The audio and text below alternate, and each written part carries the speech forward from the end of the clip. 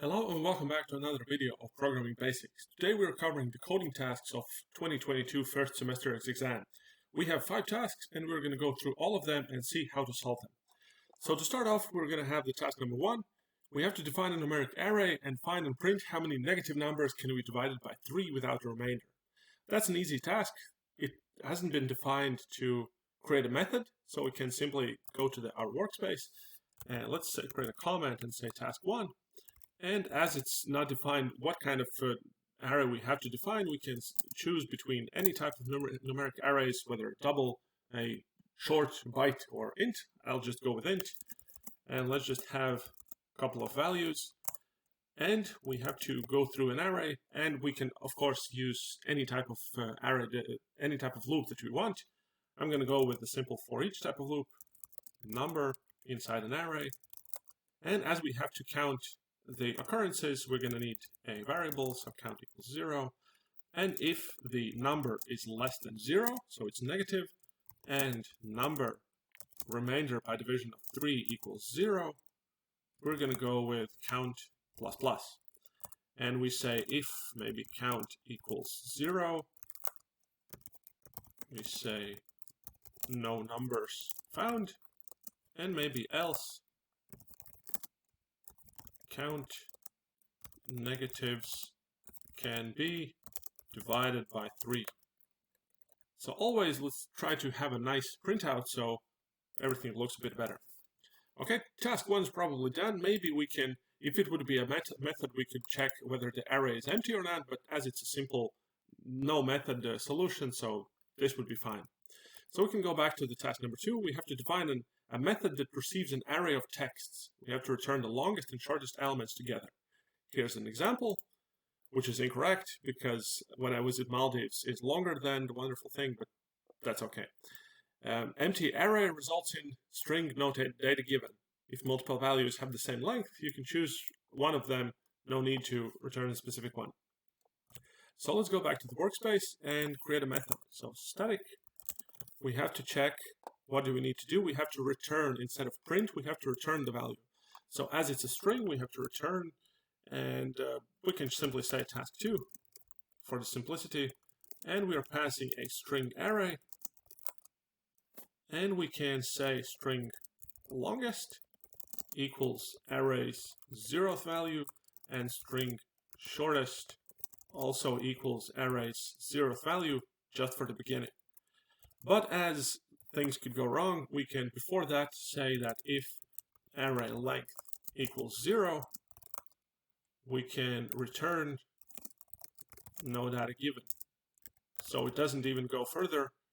And now if the length is 0, it will finish the method and it will never get to this point. But if we have values in the array, this is going to be fine. Also, an idea that we could do that's not 100% necessary, but if array length equals 1, we'll always have only one value, and then we can say return simply array's 0th value. So if we have only one element, so we don't return the same element twice because it's the same longest and shortest. But that's kind of a style issue, whether you want to add it or not, that's up to you, as it's not been defined inside the task. So string, we can say element inside our array, and simply we say if the element's length is larger than longest length, then we say the longest equals the element, and we do the same kind of thing with the shortest. So if element length is less than shortest length,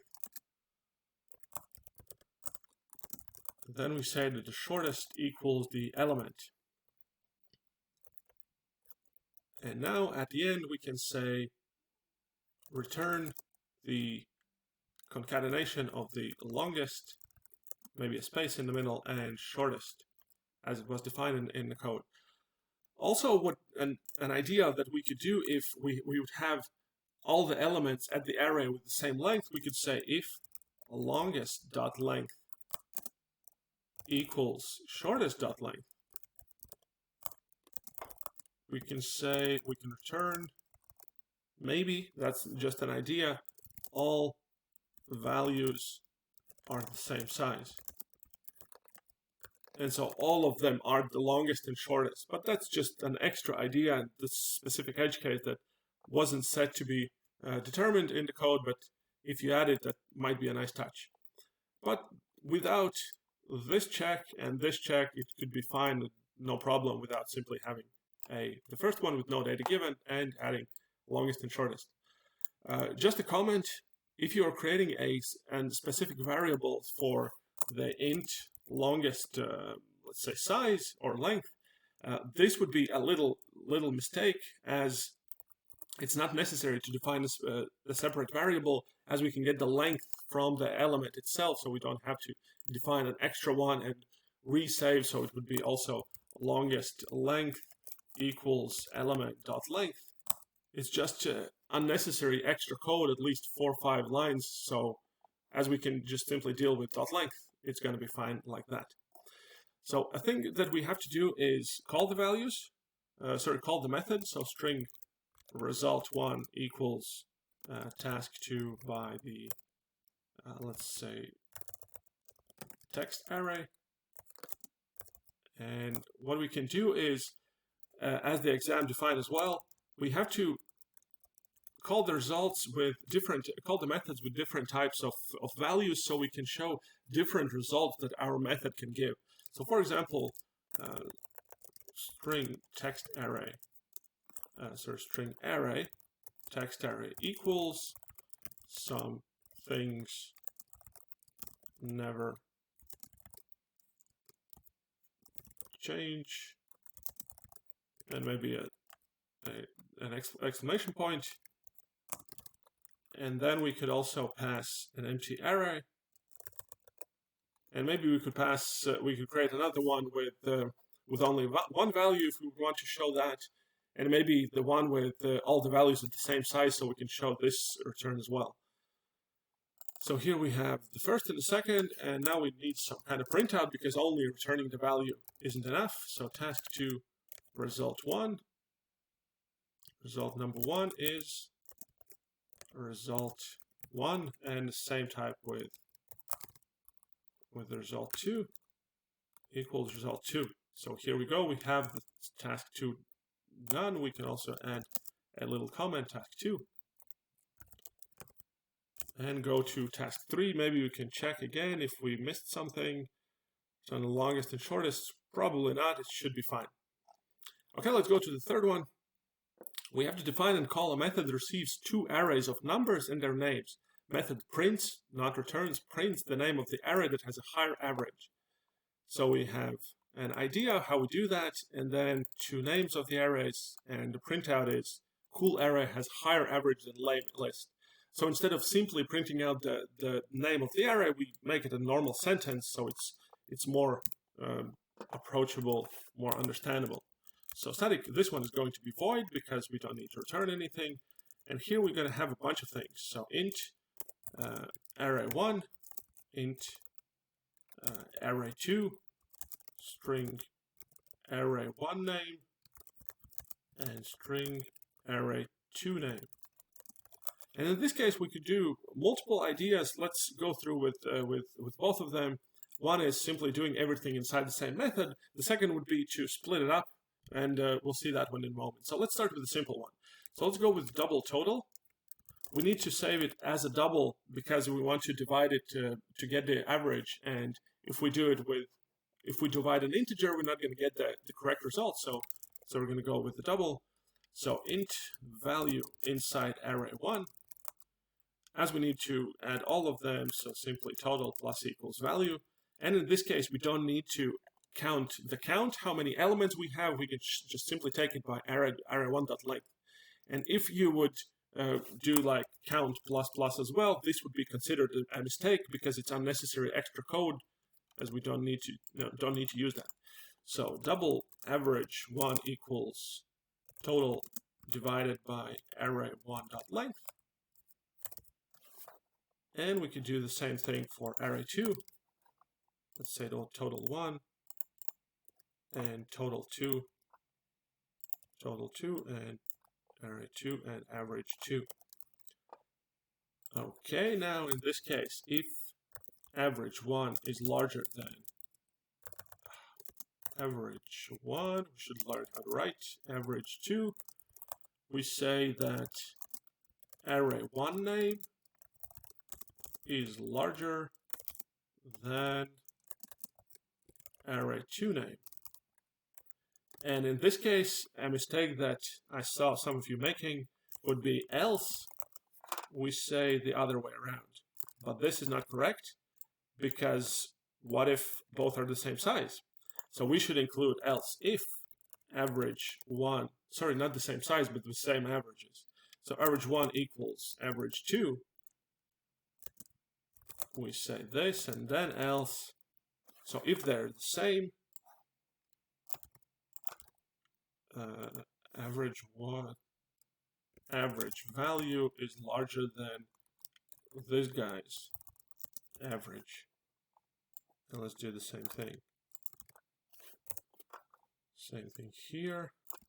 Just prettify the printouts. Array name and array 2 both have the same average values. So now it's more clear. Now we do everything. Only thing that we could improve in this case, this is kind of fine to do, but as these calculations are repeating, we could do a static double get average or get array average, and we are passing an array.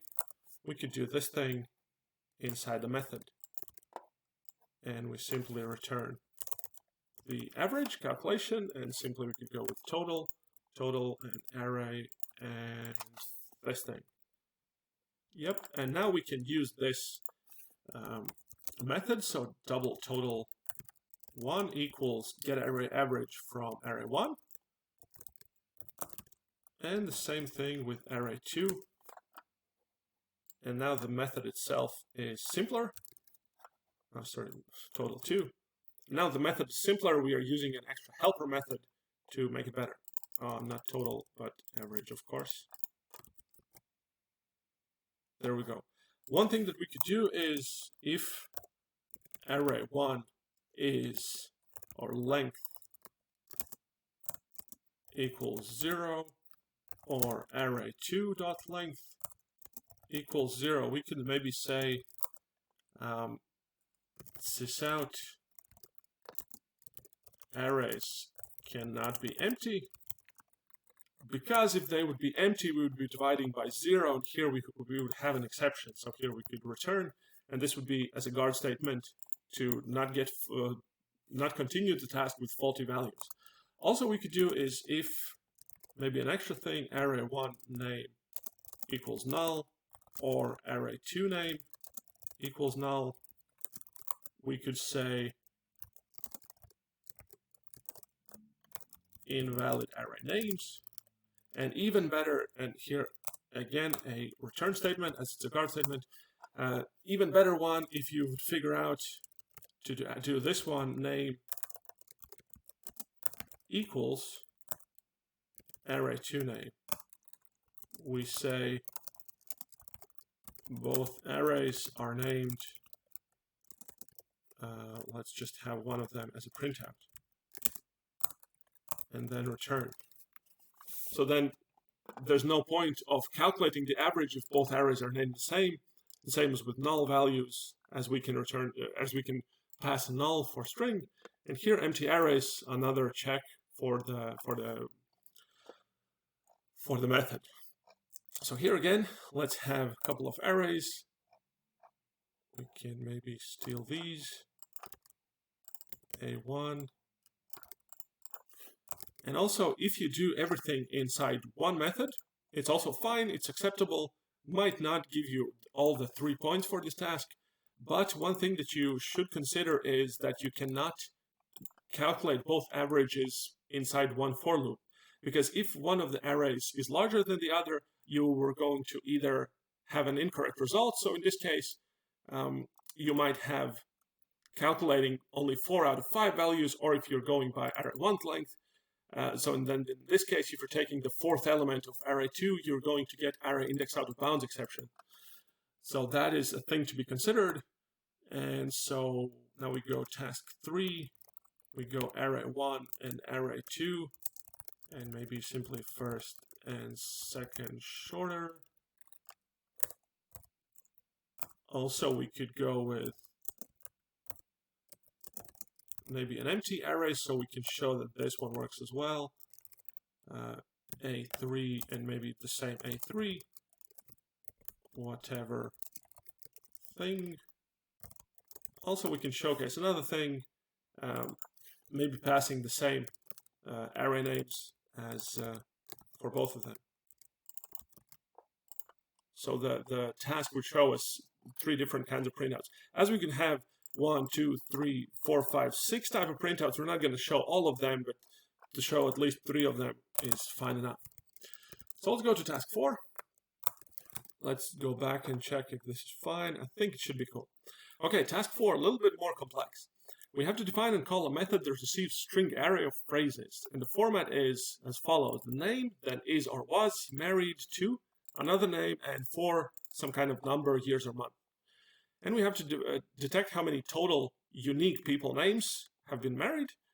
We have to calculate and print total marriage time in years and months. So 2 years and 7 months instead of just 31 months. And 0.5 points less if we calculate it just in months. And then extra point if we do full phrase validation. To earn 4 points, which is the normal value of this task, we can just assume that all the phrases are correct. So let's just go with assuming that the phrases are correct, and after that we'll do the validation for an extra point. So let's go back to the workspace and do the static, what do we need to do? And detect, calculate, and print, so we don't need to return anything. Again, static void task 4. Is it 4? Yeah, it should be. So string phrases, and we can go ahead and add a for loop, string phrase inside of phrases. So one thing we need to do is get the list of all the unique names. So for that we can use a hash set. Should be a pretty obvious solution. Names equals new hash set, and the hash set will take care of figuring out which are the unique names, as it's just going to save the unique names in it, obviously. So let's go to the phrase. What we can do is where is it? Save some kind of an example so we can know what we're working with. So this is the thing. So we have to figure out this part, this part, this part, and that part. So to start off, what we can do is, as the first name is before is or was, we have to split by is or was. And how we can do that? So we can do it as with most string processing or text processing. Solutions are multiple. The one that I will be showing you is not the only one. It's one of the ways. So here we go. So maybe the delimiter or the maybe splitting word or something. Maybe I don't know what to do. Just let's say splitting word equals, by default we're going to say it's is. But if the phrase contains a space, was, and space, we're going to say that the split word equals was. And why do we do with space, was, space? Because maybe somebody's name is Waski, whatever, something with was in it. So then we're going to be splitting by the incorrect element. So in this case, we are sure that we are splitting it by the actual word was, as it should have. It has to have spaces on both ends. So now we've settled that we have our splitting word, and then we can say string parts equals phrase split by our splitting word, whether it's is or was. So now in this case, we have 2 parts. One is this thing, and one is the second part. So now we can define string name, or let's say name1 equals parts 0th element. And for the sake of argument, let's just trim it, because if it's going to have a couple of extra spaces, we want to make sure that it's really nice and clean. So we have name1. What we can do already is say names, add the name1 already inside the list. So for the second part, what we have left is for parts 1, we have all the left of the stuff here. So now we have to get rid of this part and work with the actual useful part here. So what we can do is multiple things. We can split by this, or another thing is we can say string rest equals parts 1, maybe replace a married 2 with an empty string. So what it's going to do is going to replace this one with empty string. And again, for the sake of argument, let's just trim it. So again, maybe we had like married 2 and extra spaces in both ends, and trimming is just going to make sure that the result is clean. So this is going to be the rest, the part that we have. So for this one, we can say string parts 2 maybe equals 2. We need to take the rest and split it by the word for, space for space. And now we have 2 parts. The second name and the length part is going to be another one. So now in this case, what's happening, we need to save it as an array. And so we're gonna say name string name 2 equals parts 2, the 0th part. And let's trim it again so it's nice and clean again. Let's take this code and go downstairs and save it as name 2, adding to the names. So now in this case we have the Susie. As we split it by the 4, we have the parts first value is the end of it, so 2 in years. So what we can do is say again string, let's go with parts 3 equals the parts 2, first part, so the other side of the split by 4, and let's just trim it so we make sure that there are no extra loose ends on both sides. Maybe we have like a space at the end or spacings in here. We just trim it and then we split it simply by space. As we have only 2 parts left, the number and the length thing, years or months, the word, so we can simply split it by space and have both sides useful. So in this case we go int number. Do we have a number in here? No, we don't. Int number equals integer parse int the parts 3 0th part. So as we split this one into an array, so we take the 0th part of this one as a first number. And as for now, we are assuming that all the phrase is absolutely correct. We don't need to add a try-catch block. We're going to know that the integer parse int is going to work in this case. And then the string length word, I don't know how to define it better, but it's going to be the word if it's either years or months. So yeah, let's leave it with length word. I can't figure out even worse name for it than this. So length word is parts 3, the first part, and let's trim it as well. Do we need to trim it? No, we don't need to trim it. We're going to assume that's fine. Okay, the length word it is, and now we have to figure out what to do with these numbers. So the easiest way to calculate, to add all together the years and months, because we can have maybe 24 months in this, or in multiple ways, we can say int total months. The easiest way to do is to convert everything to the smallest element that's possible. So as we have years and months, we're always going to convert the number to the months. So if the length word equals years, we're going to change the num multiply equals by 12. So if it was 2 years, we had the number 2, and we're going to multiply it by 12, so we're going to get the months. So now we have 24 months. And we're going to go total months, add the number. So whether it's, let's say, 3 months, it's going to add 3 months. If it's, let's say, 4 years, it's going to get 4, and years, it's going to figure out that it's years, and the number 4 is going to change to 48. Then we're going to add 48 to the total number of months. Okay, now do we have everything? We can go back to the task and figure out, do we need something else? Unique names, assume the phrases are correct. Okay, now we have to figure out how to print out 3 years and 7 months, or 2 years and 7 months, so months and years together. So the first thing after all the phrases are being figured out, first we can say the names dot size people have been married, just with some people. And now we're going to stick to the calculation. So let's say we have 30 months. We have to get it to 2 years and, what is it, 6 months? Should be. 24? Yeah, it should be. Okay, the first thing that we can do is, if it's less than 12, we can just simply print out the month. So if total months is less than 12, we simply print out, do we have some kind of, no, we just have to, okay, total marriage time is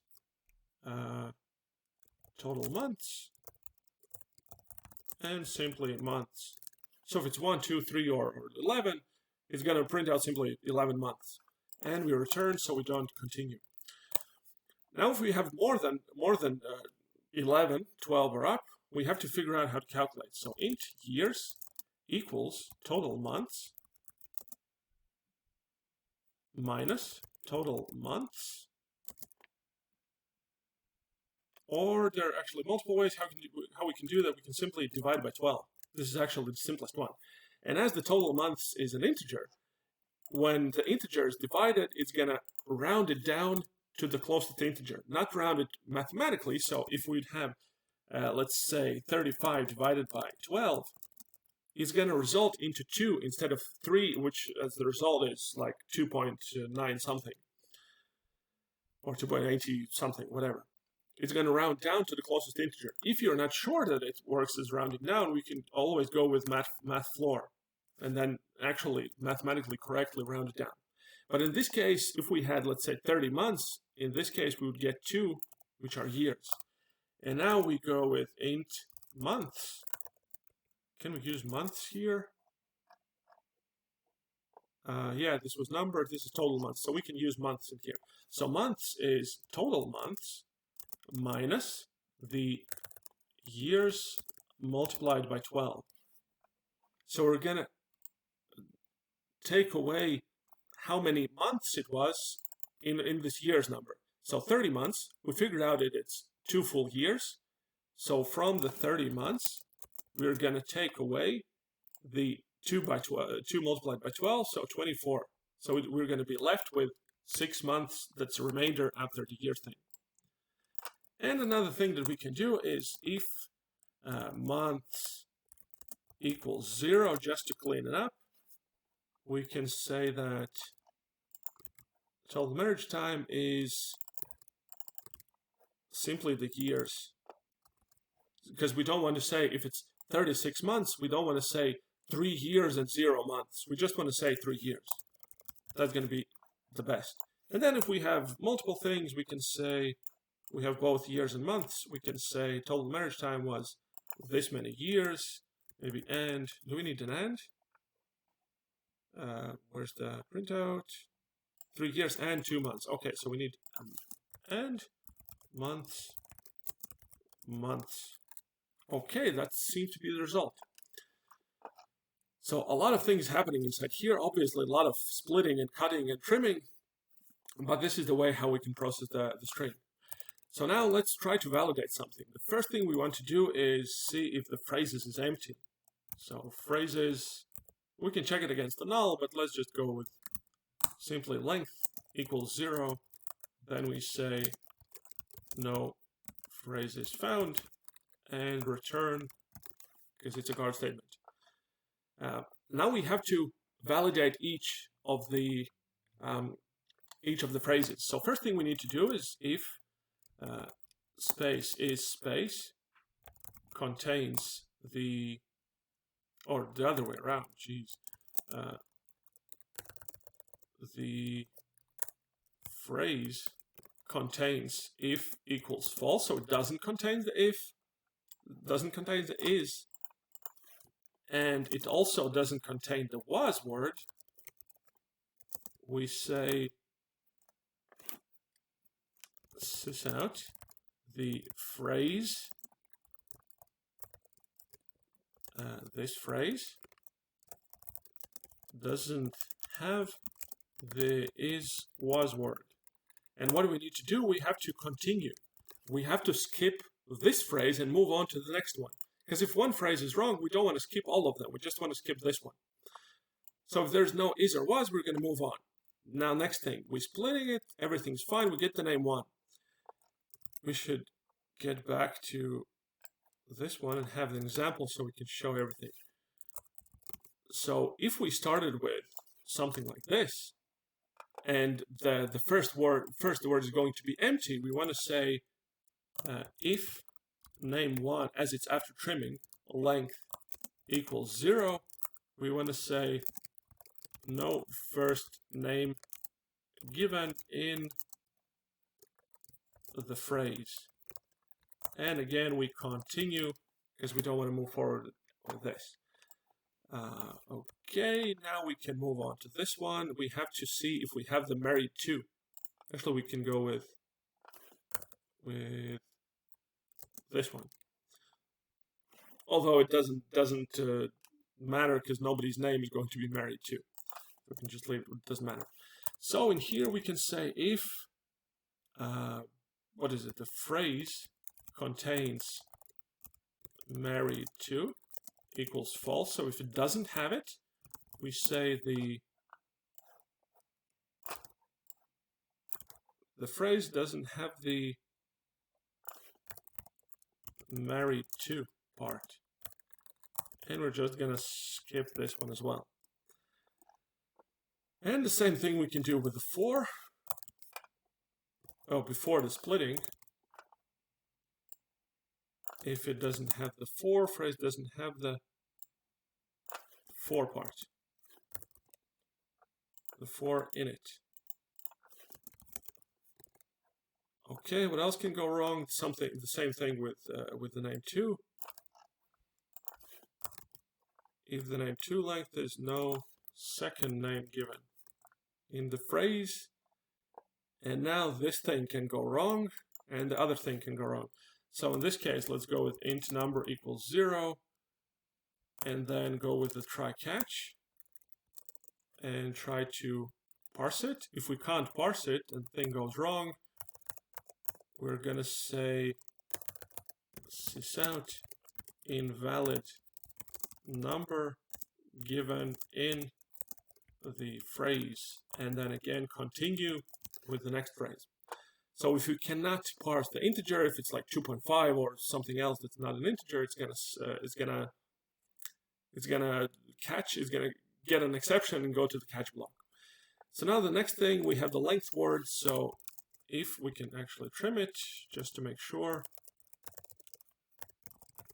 And so if the length word equals the years equals false, so it doesn't equal the years, and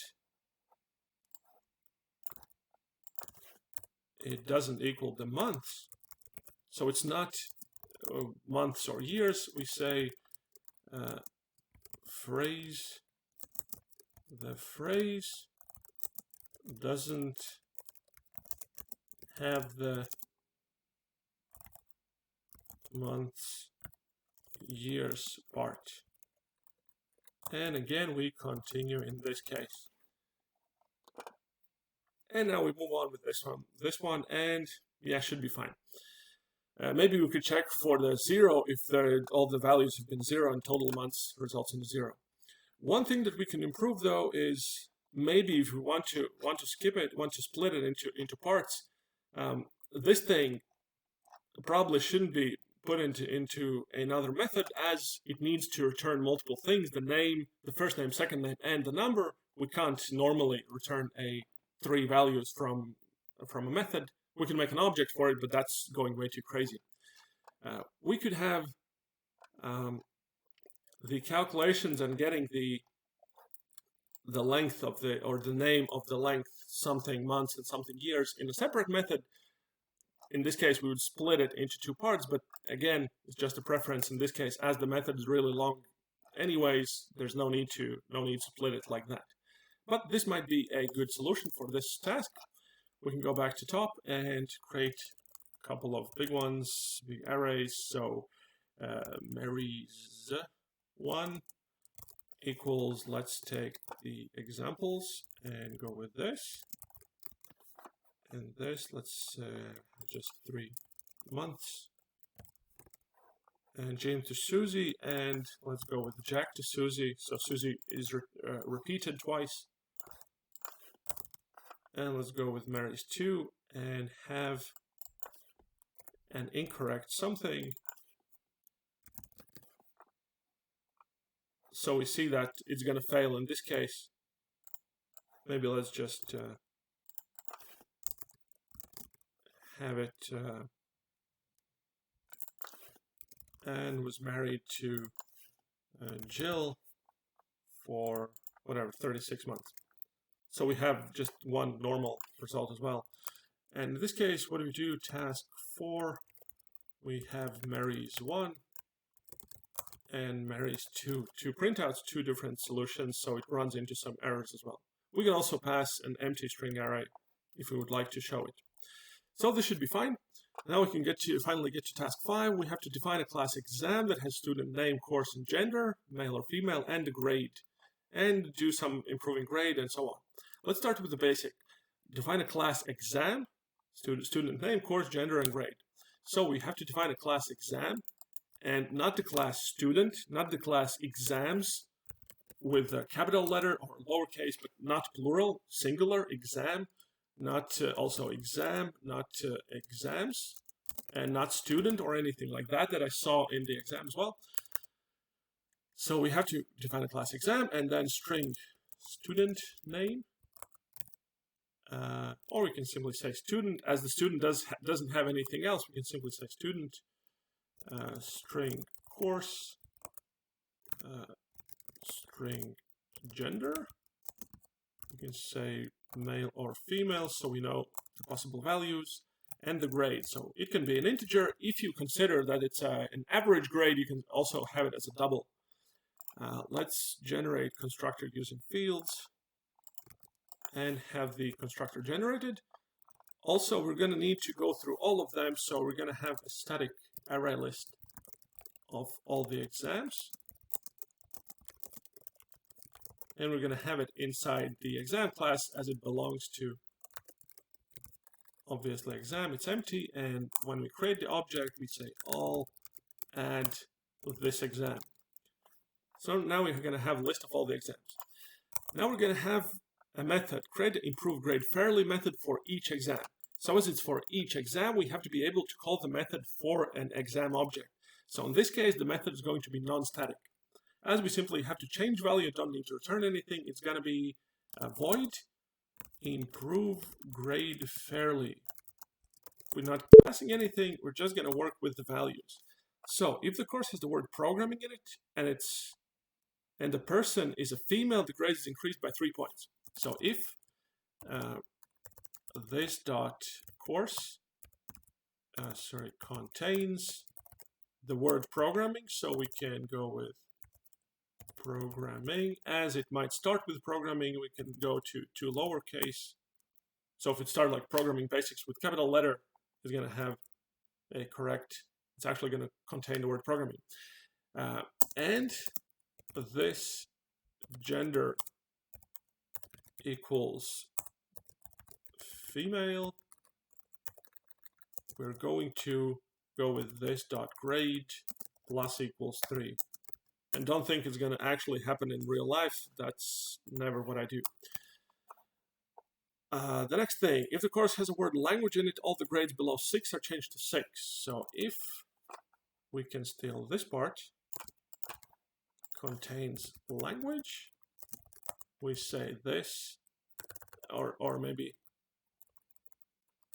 and this dot grade is less than 6, we say this dot grade equals 6. And then there was another one. If the person's name is in a goodies list, you have to define it yourself. The grade is improved to 10.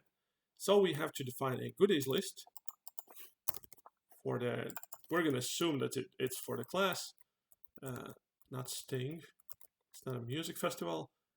Goodies equals new array list of string.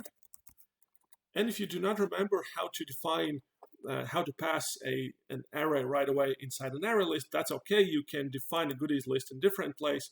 So for example, in the main method, simply say exam.goodies and let's say Jim, Jack, and let's go with Fiona. That's also a fine way to go, because the syntax is pretty complex for that. Yeah, now with the goodies list. So if this dot student, again the other way around, if goodies contains this dot student, we're going to say this dot grade equals 10. Is it? It's improved to 10. Okay, now can we improve this one a little bit? One thing, yes, if, for example, student's grade is an 8, if we're going to go with +3, it's going to improve it to 11.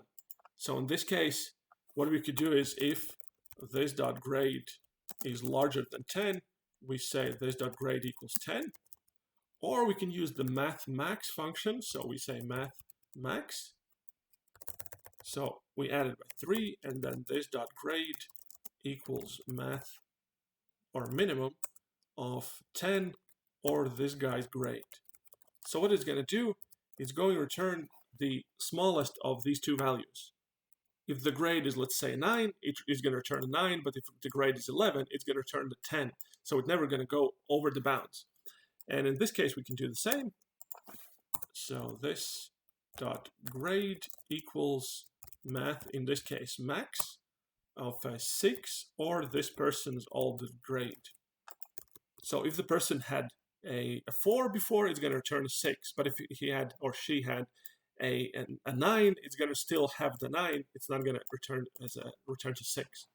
So this is maybe a little bit better solution, but the previous one was fine as well. Only if you remember to check if it doesn't go over the 10 in this case. Now we have to run the grade improvement process for all the exams, as it happens to all exams. So it's a static method. Let's say improve all grades. And this method should be fairly simple. We have to go for exam X in all exams. And for every exam, we improve the grade, fairly. There we go. We're done with this one. Very, very simple. Calculate the count of failing grades for a given course. Okay, as it's not for a singular exam, it's for a specific course. So it's also going to be a static. And as we have to calculate, it doesn't say to return or not. Let's go with a simple one. Just print failing count and string course name. And in this case, we're also going to loop all the exams. And if exam.course name equals the one that we passed, that one that we're looking for, we need a count, obviously, in count equals 0, and we need to check if the course is failing. So x.grade is less than 4, we say count plus plus. We don't need to improve, and then in this case, maybe we can say if count equals 0, no one is failing the course name, else maybe count people are failing the course name. We can also say if it's 1, we can say one person is failing, but that's okay. Also here we need an and. So is this good? Kind of, yes, but we could change this one, because maybe sometimes we would want to say that the 5 is the smallest acceptable grade. So what we should do is have a static variable, static int. We can say highest failing grade, or we can say minimum min passing grade equals 4, because nobody says the 3 is the smallest or the highest that you fail with. We always say the 4 is the smallest that you need to pass the exam. So, and then we're going to compare it with minimum passing grade. And then if we want to change it to 5 in some horrible courses, or sometimes even 7, we can do that inside the class and not look for the value inside a specific method. No one's failing this one if it's a 0, and some people are failing. We can also check if, maybe not in this one, but maybe here, if we have at least one of the courses, but yeah, I'm too lazy, I'm not going to do that. But we can check if the all list is empty. Now we have to print the highest male and highest female grade with the students' names. So static void print highest grades, or let's say print best by gender. And we're going to need an int max, or not actually int, as we need the name itself, we're going to have the exam.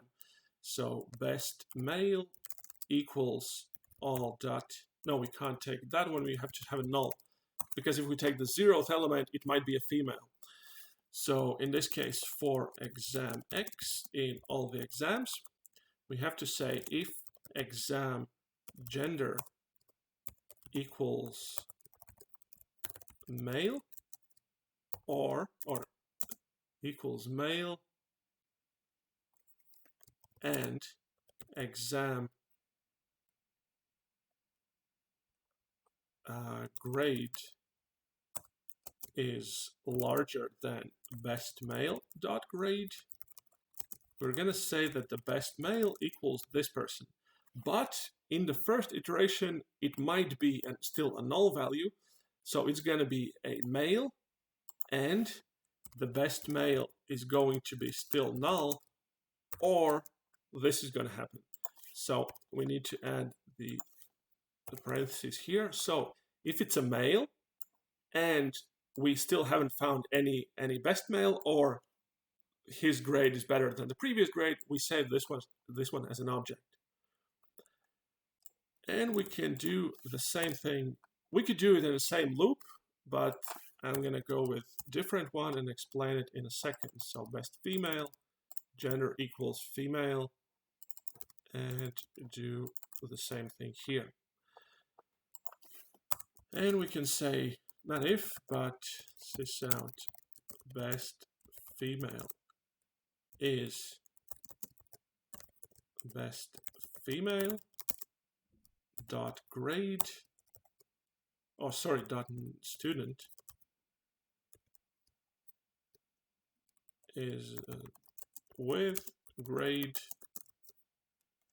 best female dot grade. Yeah, and the same thing with the guys. Best male is best male.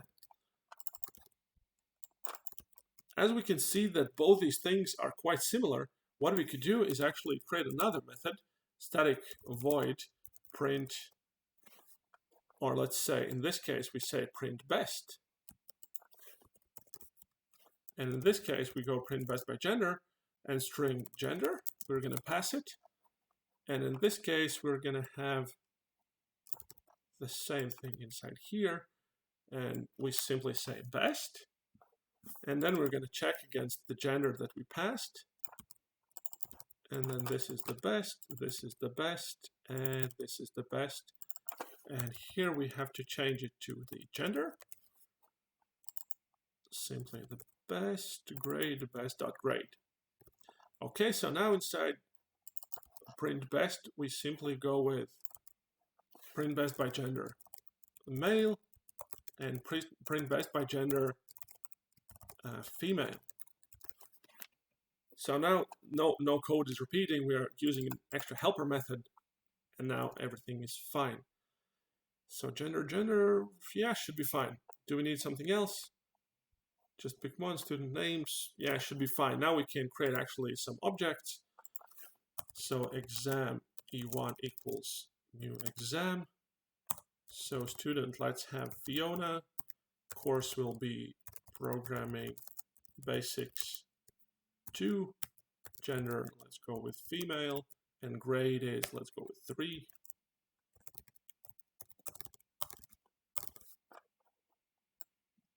Yeah, this part is taking probably a lot of time, usually, to figure out some values. Let's go with bad language. Should be capital letter. Should be male. Has an 8. Or we can have it 5 so it changes its value. And then it's, let's say, somebody programming. What did we need to do? Well, programming was women were improved, so a guy can still have a 2. Should be fine. And then arts and crafts. Female, let's have a 9. And whatever, somebody. And then we can call exam dot improve all grades and exam what are the best, print best. Here we have. In this case, we don't need to save the objects inside variables, so we can simply call the constructor to make it better and have everything done. Did we do everything? We improve the grade. We print. Oh, we're not printing the failing count. Okay, so exam print failing count. Let's say arts, and then exam print failing count in programming basics 2. And so it's going to print no one is failing the arts, and one people is failing the programming basics. We can have another one, so just we have 2 people. Let's say Mike 2. Yeah, okay, there we go. We can simply add a comment for the task 5.